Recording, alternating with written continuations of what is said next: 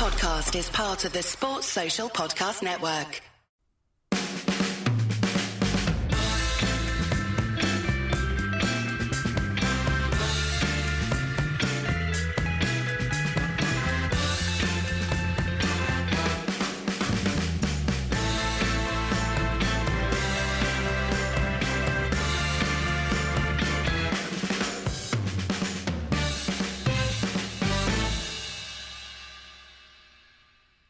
All right, Dan, how's it going? You enjoy yesterday's wonderful, stupendous performance?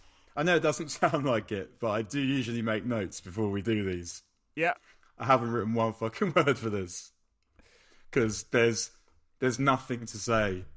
There's nothing to say about the actual game. In fact, all the goals have a bit of a blur now, and I'm not sure I could pick any of them out. It's like, usually when people who say I've run out of superlatives don't actually know what a superlative is. Sure. But when I say I'm running out of diminutives, right. I actually am. It is just the shittest. They are just the shittest, wankiest, weakest, most indolent bunch of useless, complete and utter gobshite morons it's ever been my misfortune to witness in a red shirt. Yeah. And cowards as well. Big fucking cowards. And not one of them could face up to that moment and try and make a difference. Even try and make a difference. They're so wet. Yeah, really desperately pathetic. And I just don't know how you fix that, because I don't know that they're having a new sacrificial manager in there is going to be enough. And it was just so desperate. At 4-0 down, suddenly they started running around and pushing. What was the point at that point? Because I don't know, is it because the pressure was off? It was because they were trying to save themselves. Because imagine, 4-0 to Brighton. This is going to sound totally melodramatic, and it is. It is one of the worst results in my time watching United. Yeah. It does not in terms of the fact that it means anything, but in terms of the quality of team who you've just been absolutely schmeissed by. Yeah. United won't have lost 4-0 to very many worse teams than that. Or been more thoroughly turned over. Brighton's annual I know this is reductive, but I'm going to do it anyway. Brighton's annual wage budget is about 35 million. Ronaldo's annual wage budget is about 25 million. They're just... Yeah, and I'm not... It's night and day. Brighton punching above their weight being in the Premier League. They're a good team, Brighton. When I say they're the worst team United, I don't mean that Brighton are crap. They're a nice team. They're a good team, even if Graham Potter does look like David from Guess Who. But it's just the worst beard ever, and it looks like his face is beard or his beard is face. I'm not sure which way around it is, but they're a good team. But United getting gubbed 4-0 by a mid-table team is sure. I can think of not that many times United have been beaten 4-0 at all. There was 4-0 to Forest just before the cup final in 1990. Yeah, they lost 5-1 to Watford. Just before the cup final in 1985. That was the time my dad knew that he had to take me. I was 5 and 6. And he got back from the game, having sneaked off without telling me he was going, because he was going without me. And United had been beaten 5-1. I was still pissed off that I hadn't been. No, there are very few examples. I mean, although, of course, got drubbed 4-1 by Watford earlier this season. That was bad. That was. Oh my god, that was very bad. But they were in that game for longer. Sure, yeah. I mean, yes, they weren't in this game. I mean, if you didn't watch the game yesterday, but yeah, they are also Watford are worse. But I guess 4-1. If we give a 4-1, I mean, 4-1, you're opening up a few more. Spurs in '96. QPR in '92. QPR Old Trafford, yeah. Maybe there's some other. I saw United get beat 4-0 by Tottenham for Easter in 1987.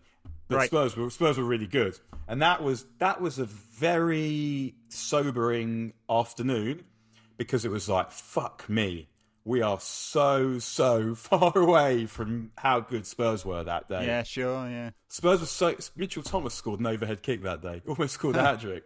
But United were just United were dreadful and so far off Tottenham. Whereas this team, they are dreadful, but if Ten Hag signs 4 or 5 players this summer, and 3 of them are proper.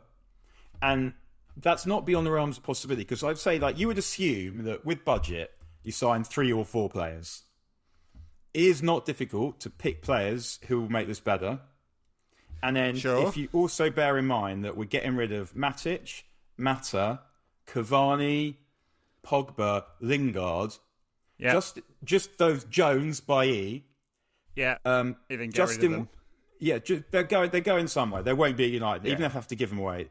Yeah. Just in wages, that's probably £1 million a week. Yeah, that's at least worth one £50 million player, isn't it? Or you might get 2 good ones out of it. And so, and then if you get some transfer fees, if you get rid of Martial as well for a few quid, you get rid of Dean Henderson for a few quid. That's another player. I don't say this like I'm playing Football Manager here, or like I have any confidence in United to do all of these things, but Mata, Matic, Cavani, Lingard, Pogba are going. They will not. Like, it's not possible that they'll be at United next season. You don't think Juan Mata's played his way into a new 5-year contract then? No, look, you're absolutely right. The headroom is there to make the changes. Now, in the last 10 years, they've been unable to do any more than sort of 3 deals a summer. Clearly, they're going to have to do more than that. Yeah, what's interesting here is also that because it's so crap, and it's so crap, because it's so crap, you don't have the pro forma. You don't have the pro forma of the previous manager. So if you think about it, Moyes inherited the champions, but we can be honest, Moyes was shit, obviously, but that team was finished. Yeah. Ferdinand, Vidic, Evra were finished. Yeah. Van der Sar had gone already. Van Persie was old. Rooney was near enough finished. That team needed a whole effort. Moyes didn't do it, but he didn't do, because he only got Fellaini in, didn't do that much. Then Van Gaal obviously decided he'd rather have Ander Herrera than Toni Kroos and sold. I mean, the business Van Gaal did set United back a long time. Like he did some absolutely, like, he should be in The Hague for what he did to United. Really, like basically giving Heavens away and signing Rojo, who never played. Yeah, even just the little shit, like he gave away Michael Keane and kept Tyler Blackett. Yeah, like, what on earth are you seeing there? Not that we want Michael Keane, but still, that is ridiculous. Getting rid of Hernandez for nothing and replacing him with Falcao, who, although he had a big willy in that picture of the tracksuit bombs, that was literally the best thing he did, more or less, while he was at United. Herrera, not cancelling a deal for Toni Kroos to get Herrera, selling Raphael for nothing and bringing in Darmian like that. It's absolutely mind-boggling that he did those things. The challenge is, for the last 10 years, United have had this belief that the saviour will come, and the saviour is a manager, and each time it's not the case, and they've been let down by the board and whatever structure is there around that. Sure, but they've had that, oversight. The noises appear to be that Ten Hag will also have that oversight, so we're also going to have him get stuff right. And he may have an analyst and a chief scout, and he may have Murtaugh in there and all of that now, but still, the club's got to get it right. He's got to get it right. He's got to be good. But I think the Messiah is really what it needs. The only reason Liverpool are able to compete is because of that. City have got state wealth, so it's different because they can just they haven't made that many mistakes, but they can keep making them. And it's a funny thing with that City squad, because what they actually have is, if you said to me you've got free reign of every squad in the world to build your squad, from City, who am I taking, really? Like, the only one I would 100% take and put into my first 11 is Foden. Then Cancelo and De Bruyne you're thinking about. What City have got is, obviously they've got a brilliant manager who understands how to play this precise way of playing, and they've got so many good players and so many options, but they don't have very many of the best players in the world. But the thing at United, United have been trying to do is trying to sign the best players in the world every time. And getting it wrong. And each manager's having to deal with the mess that the manager before him left, where you've got players on big wages who you can't shift, who are kind of so good that you've sort of got to pick them, and good enough that they sometimes play well, but not really good enough and fitting into a coherent whole that are going to get you to where you've got to be. Yeah. Whereas Ten Hag is coming in where he does know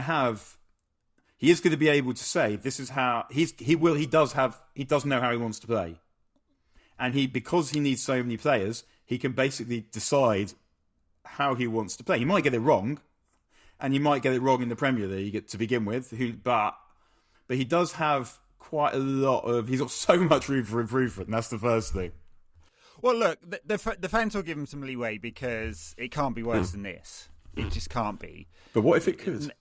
What if it could? Yeah, for sure. If it goes wrong, if they don't make a series of changes, and it's given 6 players are going, and a few of the fringe players go as well, and I don't know, maybe they only do the 3 deals and they aren't quite right, and it goes wrong in the first 10 games next season, he's going to be in real trouble. The thing about him is that if he gets a good pre-season and he gets the players in early on, then because he's meant to be a good coach and a good tactical coach, he should be able to inculcate into them how he wants to play in pre-season, so that even if he doesn't buy the best players, he's just going to buy players. We're going to have a defensive midfield player next season. We will have one. Yeah. And even if he's not a good one, it will be better than any of the cunts who are playing there now. It will be better. And it might be a player. You might sign a couple of players who you think you have to replace them again if you want to get proper good. But just having them will make you better. Even though, funny thing is, I actually thought Dallo was our best player yesterday. Such an as whatever an accolade that is. But just if we have a right back next season, who isn't any of the right backs that we have now, we'll be better. Might not be better enough, but we'll be a lot better than where we are and what we are. So, if you just give Bruno Fernandes 2 good players next to him, like whatever, then he'll be better. I mean, what's ahead of him might be a problem, but we'll come to that one, I guess. But if you have if you have the manager drilling them, saying this is how you play and this is what is necessary, then that will get the most out of the players. That even if they're not that good. But you're right about the attackers. Like, we were talking like Elanga yesterday. It was pretty dreadful. Yeah, I can see why he could be good, but now to think that he's going to be good. He's been thrust into the team because he had to be, really, because United lost Greenwood, Cavani's never fit, Martial was sent out on loan, and there was the 37, soon to be 38-year-old up front. So and Rashford's been in the toilet form-wise for 2 years now.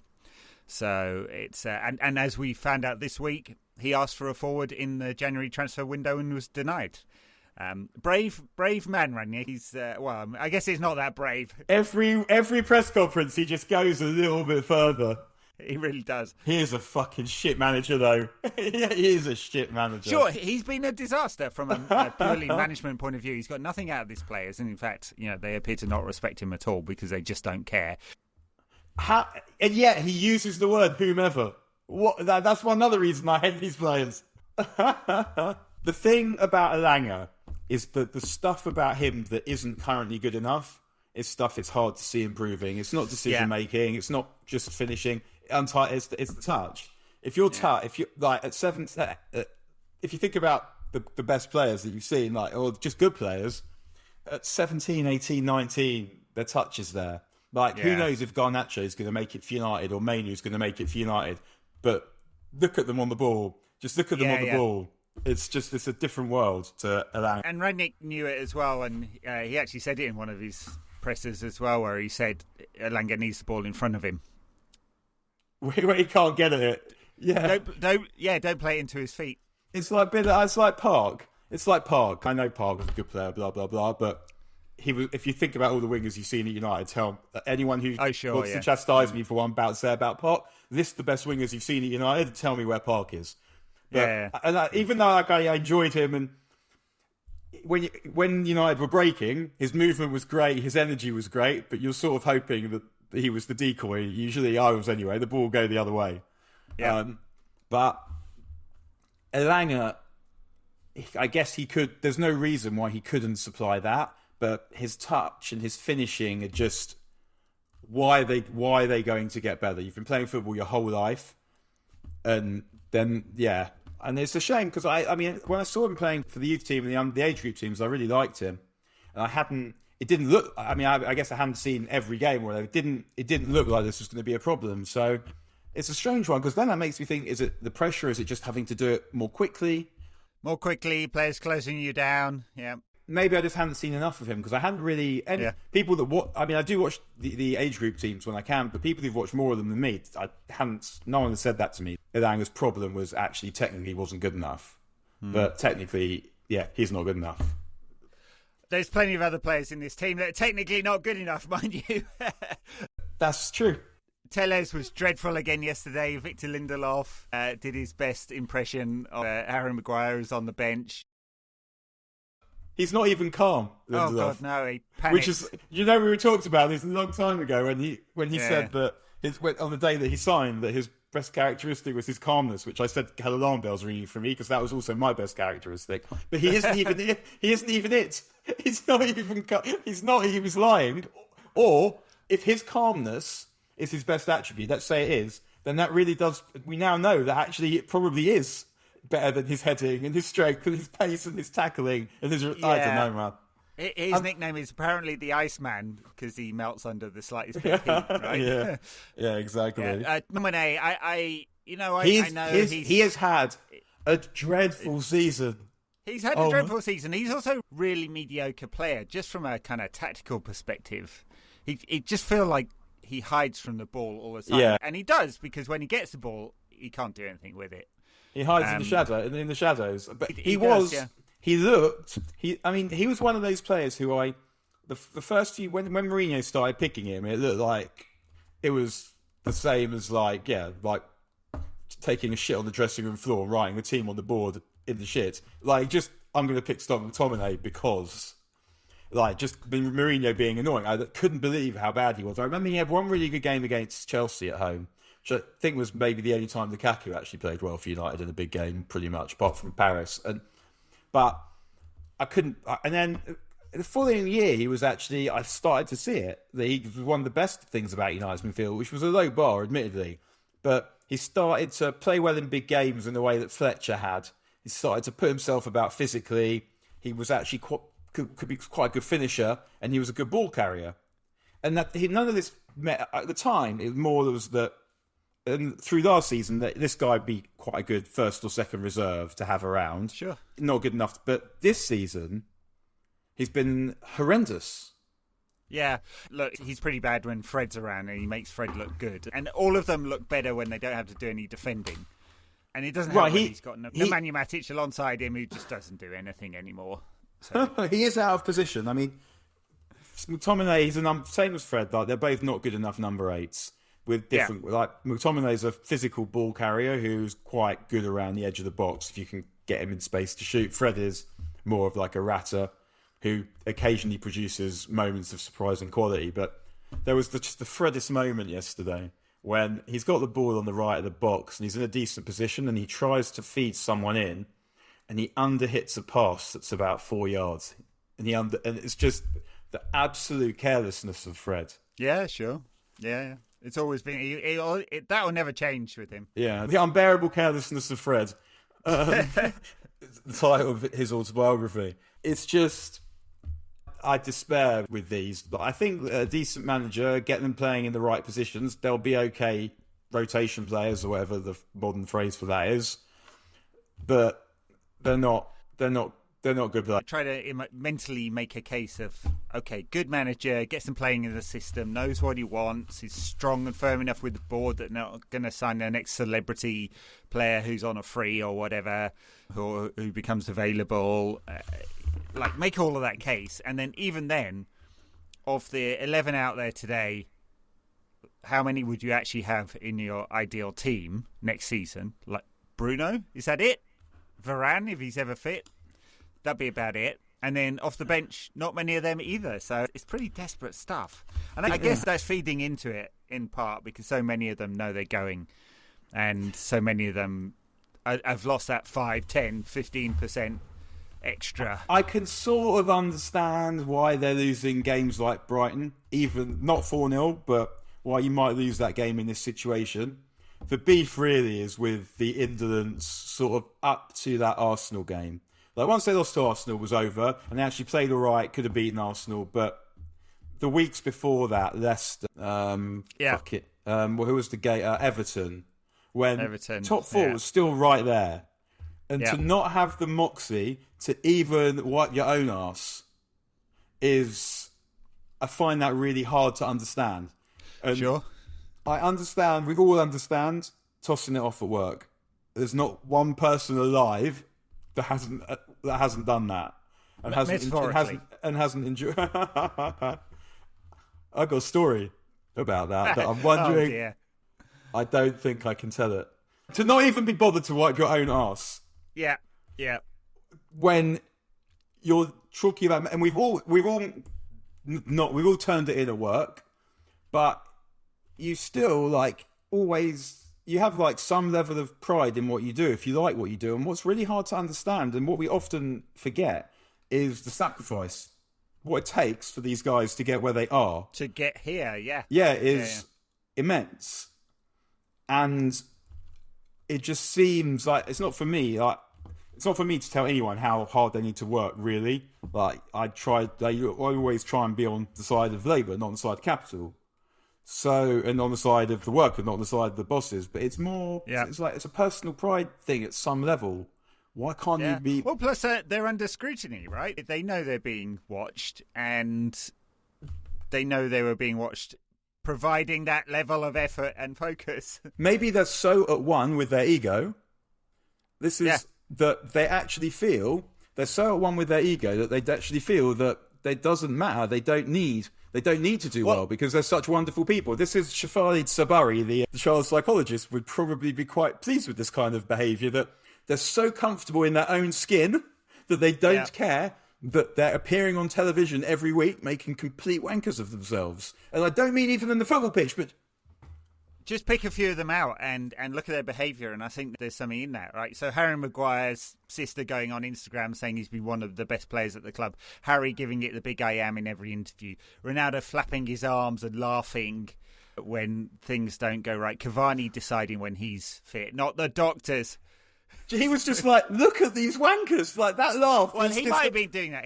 That was somehow a mixture of incredulity and resignation. He was incredulous at the degree to which they'd taken it, and he was also resigned to the fact that this is what they do. And it was just that real combination of, like, if you're him, like, I'm not setting Ronaldo up as the moral centre of this team at all. He's a prick. And I'm just saying, but like, the way he sees himself, I can well understand why he was laughing. I was like sort of laughing at that as well, because if you think about, there are lots of worse things that we make jokes about than Man United. So to not laugh at them, to me, would feel very weird. So maybe that's what Ronaldo's doing. The wider point is that I think there's a lot of players here who feel some sense of entitlement about where they've got to now, and that hunger when they were younger to make it to the top has gone. For whatever reason, right? And I didn't even bring up Lingard, who apparently expects some kind of testimonial, and and De Gea, who comes out after every game now, refused to do any press for like the first 8 years at the club, and now comes out after every game and says we're the worst thing that ever happened, basically. He is extreme, but that's because he's a goth. But he is also extreme. He has become extremely loquacious goth in recent weeks. You're right. You pretty much commits Harry Carrion without the sword. So it's just such a awful, horrible mess. And obviously Rangnick has no control of this. There's one sense that, he comes out and blames everyone else as well, or he calls them out or whatever. I don't know whether the players see the difference in that. So they've obviously given up on him. It's just, there are some of these players that will have to come out again and play for United next season. How close are they to fully burning their bridges? Don't do. You're ruining my day here. I think we were saying that United were crap. Yeah, in various different ways. So which players are you going to be United next season? And when I look at them, it's really weird, because if you said to me, which individuals do you think aren't trying hard enough, I would actually struggle to put a finger on them and say that one. I mean, it feels more like it's a collective lack of intensity is maybe a better way of describing it than... I mean, because is Victor Lindelof not trying hard enough? I don't know. Like, the best I can say there is I don't know. I agree in that I don't think I could pull out some and make it so reductive as to go, yeah, you're not trying hard enough. There's a lack of intensity for sure. I mean, there was a lot of talk when Rangnick came about the press. That I don't think any of them pressed once yesterday. There's just nothing from the front, soft through the middle, and a complete horror show at the back. So, but other than that, yeah, we're getting into Moyes territory here, aren't we? What first attracted you to the famous Man United? Oh man, that's it. Yeah, it is. I mean, it's one of those situations where and I keep saying it, but it's I don't feel like I'm mansplaining to myself, but because it's so shit, it almost feels like it's easy to get much better because you are just clearing them out, like, and then you come in and it's something completely fresh. It's not Ole trying to build his own team, but without enough money, whilst dealing with all the dickheads that Mourinho signed. Yep, that's the hope, isn't it? That's the hope. On which point, Pogba. Yes. Can I raise him? How would you feel if he went City? It's not quite the case that all the negatives of Pogba have beaten the potential good of Pogba out of my brain. There are definitely some points, even this season, but very few, where I've enjoyed watching him play. Probably more true of having seen him for the national team for France, where I go, there's a player in there. There's something magnificent in there. So that part of my brain, given that I've now accepted he's definitely leaving and will never achieve anything for United, would be very sad to see him go to City. The other part that's like, well, he's now dead to me, I don't care that much. I was being deeply cynical. Souness levels of cynical about Pogba. I might go, well, maybe he'll fuck them up too. But I don't know whether that'd be actually true. So footballistically speaking, as Wenger would say, do you think that he would... do you think we'll be sat here? Let's say he went to City. Are we going to be sat here? Would you be sat in 2 years' time saying, I told you? Or, oh, I knew it? I think there's more chance he'd be given a platform to showcase what he can do, the good parts of him. But why? Who's doing his running for him? At City, potentially. But, I mean, no one in the current City midfield. But they're going to sign a whole bunch, probably because Gundogan and Fernandinho is definitely going. Oh my gosh, what a heartwarming moment that was. Fernandinho crying at the end of that game, being hugged by Guardiola. Oh, that elevated my week, that did. Yeah. The Lingard send-off, as we should call it. Yeah. I know it's a thought experiment anyway, because realistically this is... I was going to say Pogba's agent, but Pogba's agent is now sleeping with the fishes. So whoever is on Team Pogba that's trying to ginny up a move to Paris Saint-Germain or Real Madrid, or whoever will pony up the money to take him next, presumably. Yeah, I mean, I can't see that he would fit very well into a Guardiola. Like Grealish can't fit in. It's the same thing. Right. Like a player who slows it down, can do beautiful stuff, but they're not... It's very hard to fit a kind of player like that into a team that wants to play the way that the best teams play now, or at least the way that Liverpool and City play, with that kind of energy. Yeah. I don't know. I wouldn't care if Pogba went to City, particularly from a football perspective. I don't think that he would go there. He might go there and do some important stuff that won them stuff, because he is obviously capable of that. Not that we've seen very much of it, but in terms of like making them a better team, I don't see that the Pogba would be capable of doing that. But yeah, I think he'll end up outside of England anyway, and maybe at Paris Saint-Germain he'd find the right kind of fit. I mean, they've got plenty of those kind of players that do the running for him right now. It's in Paris though, in midfield. But imagine if you've got a team with Mbappe, Messi, Neymar, and Pogba in it. Yeah, I mean, definitely got some room for a blow up there. That is, there's not a huge amount. Yeah, you're not pressing from the front with that lot.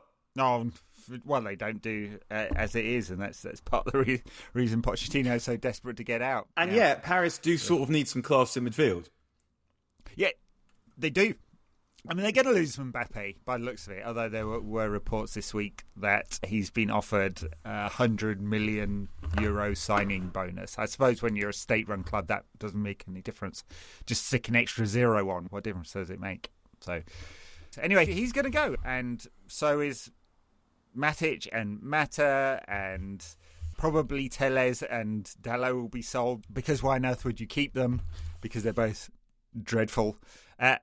And there's 3 or 4 on the bench yesterday that I think we'll still have Tellez next season. I don't see. We'll still have Tellez. Who's ponying up the money? Who's got? I don't think they'll have time to find someone to pony up the money. Almost.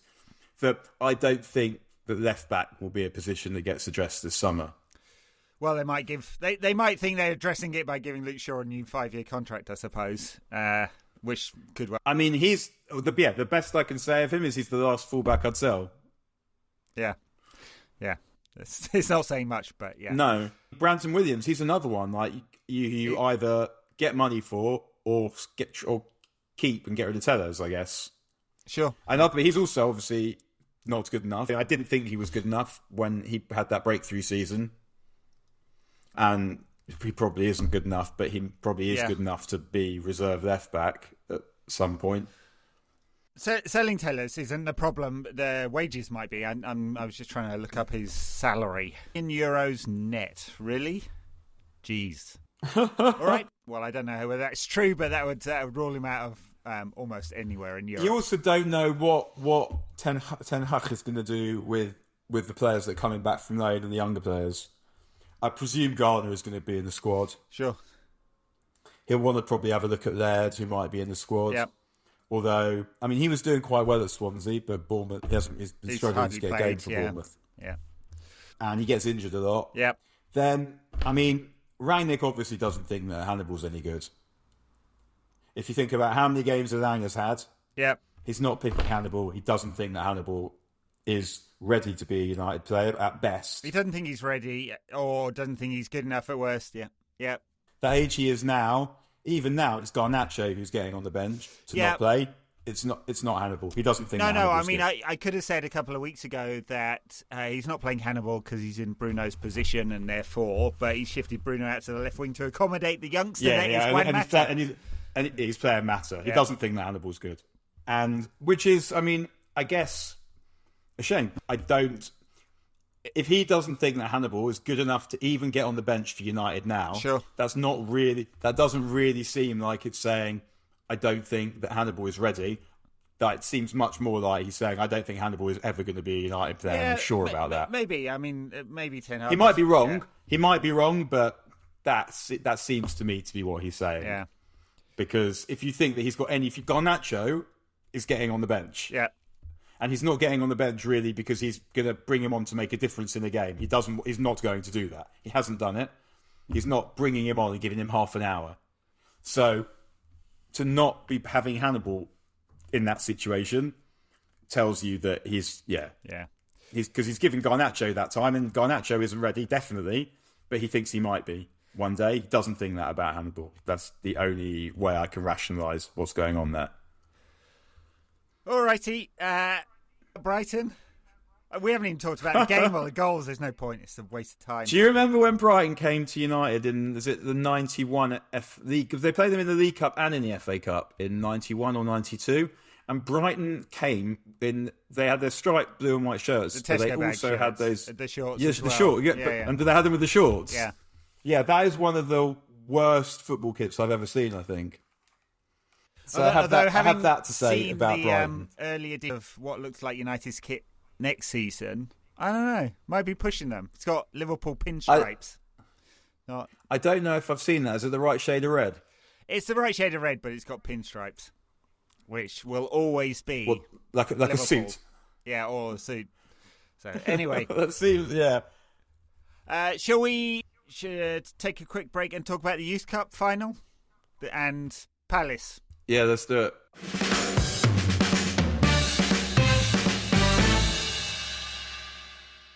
I don't watch enough of the under-18s to have some kind of view on all the players who are likely to play. I haven't got a first 11 or anything like that, but it's the first time United have been in the Youth Cup final since the Pogba, Lingard, Morrison team.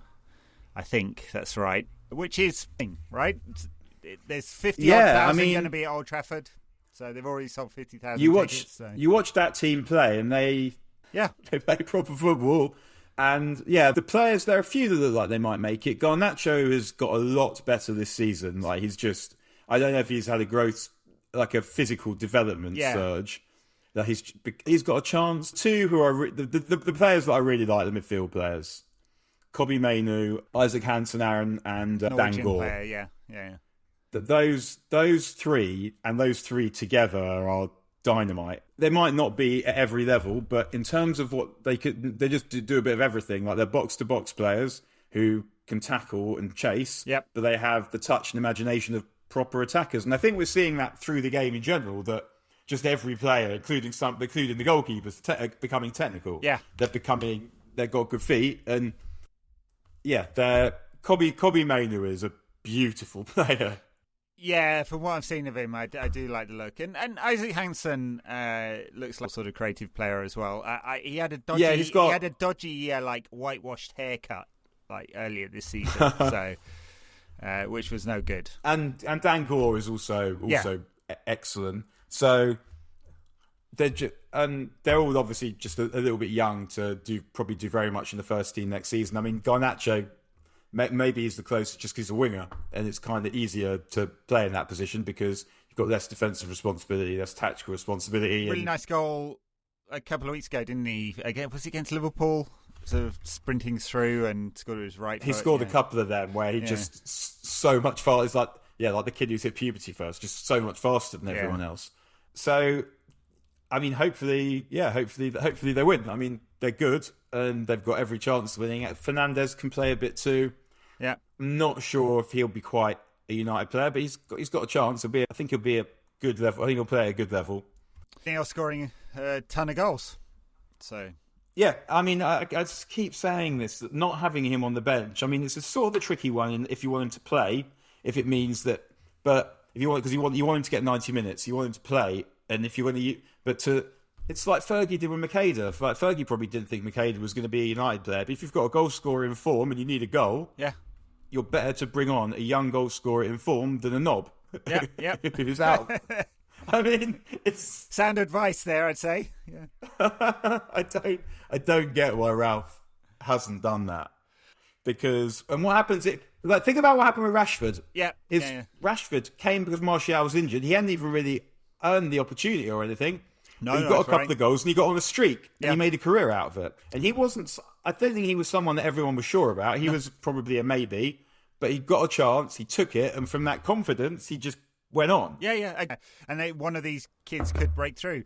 The only thing I can point to is Rangnick said that he wants to bring these players on when United are 3-0 up. But United were 3-0 up the other day and he didn't. So And it's not.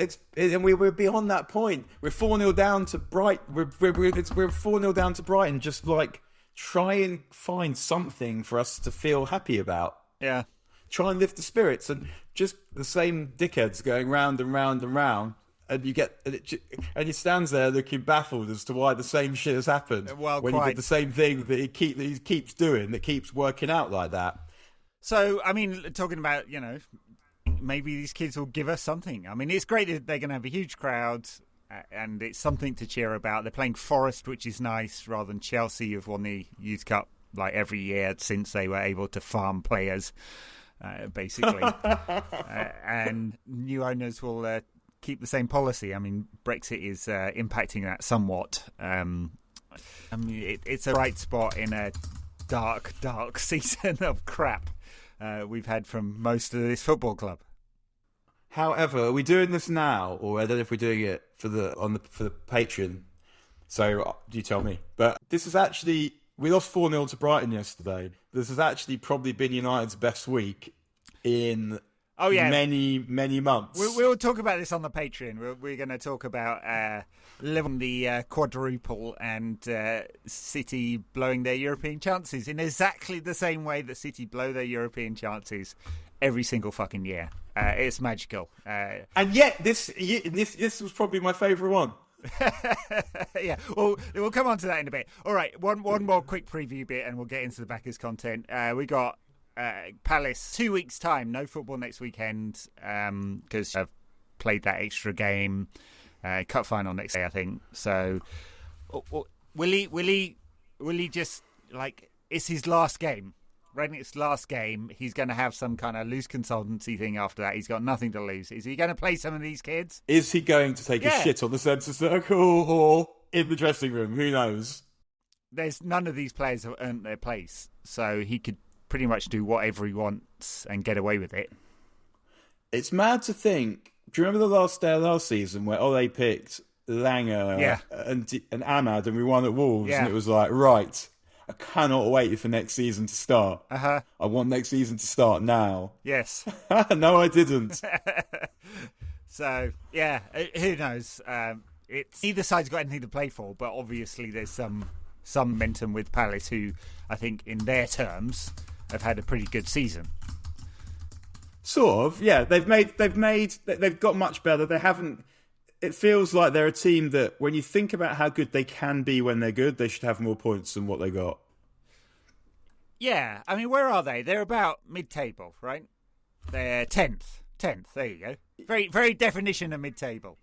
44 points. So I actually read, I mean, it's obviously a nonsense rumour, so I'm not saying that we should talk about it, but I read that United were interested in Michael Olise. I mean, he's a lovely footballer. He's a lovely footballer. Yeah. And I don't mean to say, let's talk about Michael Olise playing for United just because we're playing Palace. When I watch Palace play, I mean, Easy is also a lovely footballer. He really is. And Colin Gallagher's had a very old-fashioned sort of number 8, Colin Gallagher.